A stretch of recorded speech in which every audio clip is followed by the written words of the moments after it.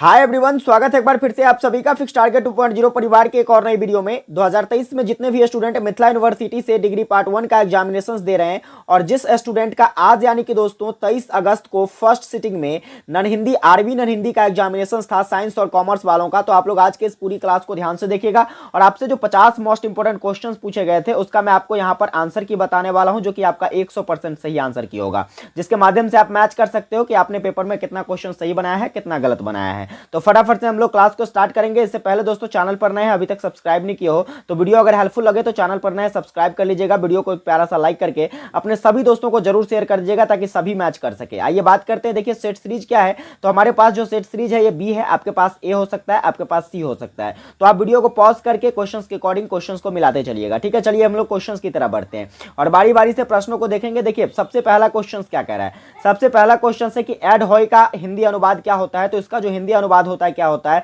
तदर्थ कोदाल होता है, ठीक है। ऑप्शन नंबर क्या हो जाएगा आपका, बी हो जाएगा। चलिए आगे बात करेंगे। दूसरा क्वेश्चन है ब्रॉडकास्टिंग का हिंदी अनुवाद। तो बात कर लिया जाए ब्रॉडकास्टिंग का अर्थ होता है प्रसारण, ठीक है। ऑप्शन क्या हो जाएगा, ए हो जाएगा। चलिए आगे बात करेंगे। अगला क्वेश्चन क्या है, तो अगला नंबर क्वेश्चन है कॉन्स्टेंट। देखिए क्या कहते हैं, तो कॉन्सेंट का हिंदी क्या होता है। तो कॉन्सेंट का जो हिंदी होता है वह हो जाएगा यहाँ पर आपका स्वीकृति। ऑप्शन क्या हो जाएगा, सी हो जाएगा। आगे बात करेंगे। देखिएगा अगला नंबर क्वेश्चन क्या है, तो अगला नंबर क्वेश्चन कहता है डिक्लेरेशन का हिंदी अनुवाद। तो देखिए डिक्लेरेशन का हिंदी अनुवाद जो होता है वो आपका घोषणा होता है। ऑप्शन आपका क्या हो जाएगा, बी हो जाएगा। आगे बात करेंगे। देखिएगा अगला नंबर क्वेश्चन क्या पूछा गया, कोरम।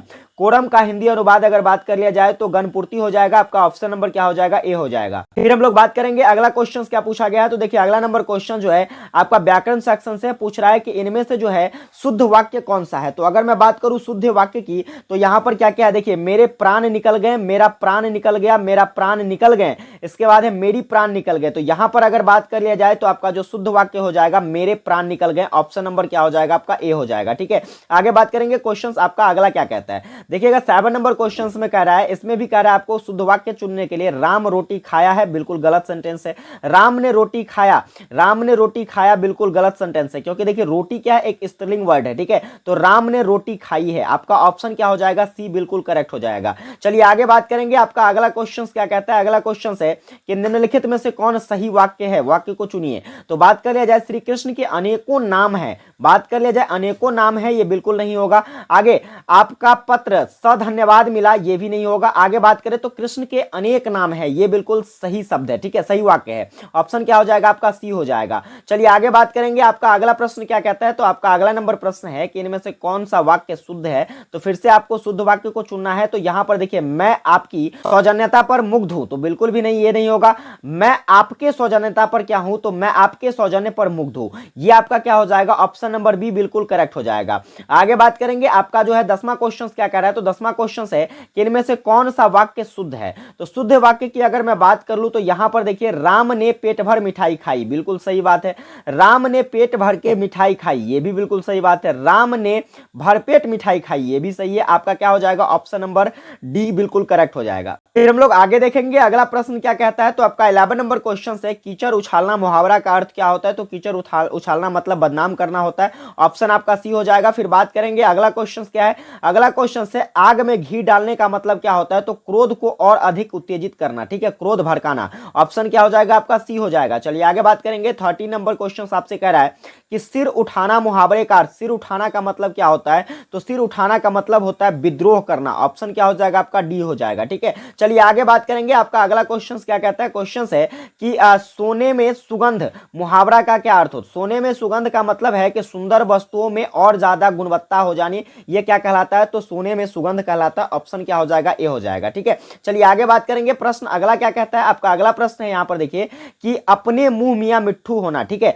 अपने मुंह मियां मिट्ठू बनना कहने का मतलब अपनी प्रशंसा को स्वयं करना। ऑप्शन नंबर क्या हो जाएगा आपका, सी हो जाएगा। फिर बात करेंगे। प्रश्न अगला क्या कहता है। देखिए अगला नंबर प्रश्न है आपका छाती के बल चलने वाला, छाती के बल चलने वाला को हम एक शब्द में क्या कहते हैं, तो उड़ंग कहते हैं। ऑप्शन नंबर क्या हो जाएगा आपका, ए हो जाएगा, ठीक है। चलिए आगे बात करेंगे। आपका अगला प्रश्न क्या कहता है। प्रश्न है कि अन्न को पचाने वाली अग्नि है, तो अन्न को पचाने वाली अग्नि को क्या कहते हैं, जठराग्नि कहते हैं। ऑप्शन नंबर क्या हो जाएगा, ए हो जाएगा। चलिए आगे बात करेंगे। आपका अगला क्वेश्चन क्या कहता है। देखो अगला क्वेश्चन है जो उपकार को न मानता हो, तो जो उपकार को न मानता हो उसके लिए एक शब्द की बात कर लिया जाए तो आपका क्या हो जाएगा, कृतज्ञ हो जाएगा। ऑप्शन नंबर आपका बी हो जाएगा। फिर बात करेंगे अगला प्रश्न क्या कहता है। आपका अगला प्रश्न है यहाँ पर देखिए कि इनमें जिसमें जानने की इच्छा हो उसे हम लोग क्या कहते हैं, तो जिज्ञासु कहते हैं। ऑप्शन नंबर क्या हो जाएगा आपका डी हो जाएगा। ठीक है, चलिए आगे बात करेंगे। प्रश्न आपका 20 नंबर क्या कहता है, क्वेश्चन है कि जिसकी आशा ना की गई हो उसे हम लोग क्या कहते हैं, तो उसे हम लोग अप्रत्याशित कहते हैं। काफी सारे स्टूडेंट यहां पर निराशा लगाए होंगे, लेकिन ध्यान रखिएगा इसका सही आंसर क्या हो जाएगा, अप्रत्याशित हो जाएगा, ऑप्शन बी हो जाएगा। ठीक है, चलिए आगे बात करेंगे। अगला क्वेश्चन क्या कहता है, अगला क्वेश्चन था आपका खेचर का पर्यायवाची। देखिए खेचर की अगर मैं बात करूं तो यह भाई साहब आकाश में चलने वाला जिसको हम लोग नवचर कहते हैं, इसका भी पर्यायवाची है, पक्षी का भी है, ग्रह का भी है। ऑप्शन नंबर क्या हो जाएगा आपका डी हो जाएगा। ठीक है, चलिए आगे बात करेंगे। प्रश्न आपका अगला क्या कहता है, कामदेव का पर्यायवाची, तो सरोज बिल्कुल नहीं होगा, उरोज भी नहीं होगा, आपका पाथोज भी नहीं होगा, आपका मनोज हो जाएगा। ठीक है, कामदेव का पर्यायवाची क्या हो जाएगा, मनोज हो जाएगा। चलिए आगे बात करेंगे। प्रश्न अगला क्या कहता है, कहता है सूर्य का पर्यायवाची नहीं है, रवि बिल्कुल है, भास्कर भी है, हंस भी है, आपका सारंग नहीं है। सारंग किसका है, तो शेर का। ठीक है, इसलिए इसका सही आंसर क्या हो जाएगा आपका, ऑप्शन नंबर डी हो जाएगा। चलिए आगे बात करेंगे। आपका अगला प्रश्न कहता है कि उल्लास का विलोम क्या होता है। उल्लास का विलोम जो हो जाएगा भाई साहब आपका विषाद हो जाएगा। ऑप्शन नंबर क्या हो जाएगा आपका बी करेक्ट हो जाएगा। चलिए आगे बात करेंगे। अगला क्वेश्चन क्या कहता है, अज्ञ, अज्ञ का विलोम पूछ रहा है, तो अज्ञ का विघ्न होता है। ऑप्शन नंबर क्या हो जाएगा, ए हो जाएगा। फिर बात करेंगे अगला क्वेश्चन क्या कहता है। देखो अगला नंबर क्वेश्चन है आपके बुक से रिलेटेड कि रश्मि रथी की कथा ली गई है, तो भाई साहब ये महाभारत से लिया गया है। आपका ऑप्शन क्या हो जाएगा, ए बिल्कुल करेक्ट हो जाएगा। आगे बात करेंगे। प्रश्न अगला कहता है कि रश्मि रथी किसे कहा गया है, तो रश्मि रथी की अगर मैं बात करूं तो यह कर्ण को कहा गया। किसको कहा गया है, इस कथा में जो है कर्ण को कहा गया। लेकिन वैसे अगर बात किया जाए तो रश्मि रथी किसको कहते हैं, तो रश्मि रथी भाई साहब हम सूर्य को कहते हैं। ठीक है, लेकिन इस कथा में किसको कहा गया, तो कर्ण को कहा गया। ठीक है, आगे बात करेंगे। प्रश्न अगला क्या कहता है, अगला प्रश्न है आपका कि रश्मि रथी है, रश्मि रथी क्या है, तो एक खंड काव्य है। ठीक है, आगे बात करेंगे। प्रश्न अगला क्या कहता है, अगला प्रश्न है आपको कि रामधारी सिंह दिनकर को किस कृति के लिए ज्ञानपीठ पुरस्कार मिला था, तो ज्ञानपीठ पुरस्कार की अगर मैं बात करूं तो उर्वशी कथा के लिए मिला था। ठीक है, आगे बात करेंगे। अगला क्वेश्चन क्या कहता है, देखो अगला नंबर क्वेश्चन है आपका कि दिनकर को किस प्रकार की पुरस्कार से सम्मानित किया जा चुका है। साहित्य अकादमी पुरस्कार की बात करूं तो इसको मिला था किसके लिए, तो संस्कृत के 4 अध्याय के लिए। किसके लिए मिला था, संस्कृत के 4 अध्याय रचना के लिए क्या मिला था इसे, तो इसे मिला था भाई साहब साहित्य अकादमी पुरस्कार। ठीक है, और ज्ञानपीठ पुरस्कार की बात करूं तो उर्वशी के लिए मिला था, यानी कि आपका जो है यहां पर सही आंसर क्या हो जाएगा, ए और बी दोनों हो जाएगा। फिर बात करेंगे अगला क्वेश्चन क्या कहता है, रश्मि रथी का प्रकाशन वर्ष, तो भाई साहब आपका 1952 हो जाएगा। ठीक है, आगे बात करेंगे। अगला क्वेश्चन क्या है, तो आपका अगला क्वेश्चन कहता है कि रामधारी सिंह दिनकर का जन्म कब होता है, 23 सितंबर 1908 को होता है। ऑप्शन क्या हो जाएगा, ए हो जाएगा। बात करें अगला प्रश्न कहता है कि कर्ण के पास भिक्षु बनकर कौन आया था, तो कर्ण के पास जो है भिक्षु बनकर आपका इंद्रदेव आया था। ऑप्शन नंबर क्या हो जाएगा, सी हो जाएगा। आगे बात करेंगे। देखिएगा आपका अगला क्वेश्चन है कि कर्ण की दानवीरता संवाद रश्मि रथी के किस सर्ग में है, तो आप कहोगे सर इसका जो करेक्ट आंसर हो जाएगा ये आपका चतुर्थ सर्ग हो जाएगा। ऑप्शन नंबर क्या हो जाएगा, ए हो जाएगा। फिर बात करेंगे। प्रश्न आपका अगला क्या कहता है, क्वेश्चन है कि राधा की सुत मैं देवी नमन करता हूं, यह कथन किसका है, तो यह कथन कर्ण का है। ऑप्शन आपका क्या हो जाएगा, बी हो जाएगा। चलिए आगे बात करेंगे। प्रश्न आपका अगला क्या कहता है, तो नेक्स्ट क्वेश्चन है बनने आई थी 6 पुत्रों की माता, कथन किसका है, तो यह कथन जो कहा गया किसके द्वारा, तो कुंती के द्वारा कहा गया। ऑप्शन क्या हो जाएगा, सी हो जाएगा। चलो भाई साहब आगे क्या कहता है, अगला क्वेश्चन है आपका कि कर्ण को अर्ध क्या कहते हैं, तो अर्धरथी कहकर किसके द्वारा अपमानित किया गया था, तो यह भीष्म के द्वारा अपमानित किया गया था। ऑप्शन आपका ए हो जाएगा। चलिए आगे बात करेंगे। प्रश्न आपका अगला कहता है भीष्म कर्ण संवाद की अगर बात किया जाए तो यह किस सर्ग में वर्णित है, तो आप कहोगे सर इसका करेक्ट आंसर आपका खष्टम सर्ग हो जाएगा। आगे देखेंगे। क्वेश्चन कहता है घटोत्कच का वध किसके द्वारा किया जाता है, तो घटोत्कच का वध जो है कर्ण के द्वारा किया जाता है। चलिए आगे बात करेंगे। क्वेश्चन आपका अगला क्या कहता है, क्वेश्चन अगला है आपका कि कर्ण का सारथी कौन था, तो कर्ण का सारथी आपका शल्य था। ऑप्शन क्या हो जाएगा, सी हो जाएगा।